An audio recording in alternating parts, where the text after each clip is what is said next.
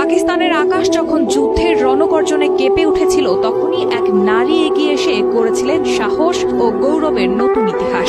Squadron leader Ayesha Faruk, Pakistan এয়ারফোর্সের প্রথম combat ready নারী pilot. দুঃসাহসিক অভিযানে শত্রুপক্ষের রাফাল যুদ্ধবিমান গুড়িয়ে দিয়ে নিজেকে প্রতিষ্ঠিত করেন আকাশ রানী হিসেবে। তার এই বীরত্ব পাকিস্তানি ইতিহাসে সাহসের এক উজ্জ্বল দৃষ্টান্ত হয়ে রয়ে গেছে।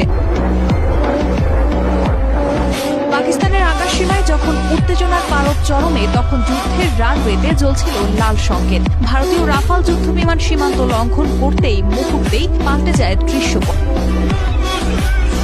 এই চরম মুহূর্তে যুদ্ধবিমানের ককপিটে ছিলেন স্কোয়াড্রন লিডার আয়েশা ফারুক, পাকিস্তানের আকাশ রানী। অচঞ্চল চোখে স্ক্রিনে নজর রেখে নিখুঁত কৌশলে তিনি লক করেন লক্ষ্যবস্তু। কয়েক সেকেন্ডের ব্যবধানে তার ছোড়া মিসাইল আঘাত হানে সরাসরি। আকাশে জ্বলজ্বল করে ওঠে বিস্ফোরণ। ভারতীয় রাফাল মুহূর্তেই ছিন্ন ভিন্ন হয়ে মাটিতে পড়ে যায়। আয়েশার এই সাহসিক পদক্ষেপে থেমে যায় ভারতের আকাশে আধিপত্য বিস্তারের স্বপ্ন। তার নির্ভীক সাফল্য পাকিস্তানের আকাশে শুধু শত্রুকে রুখে দেয়নি,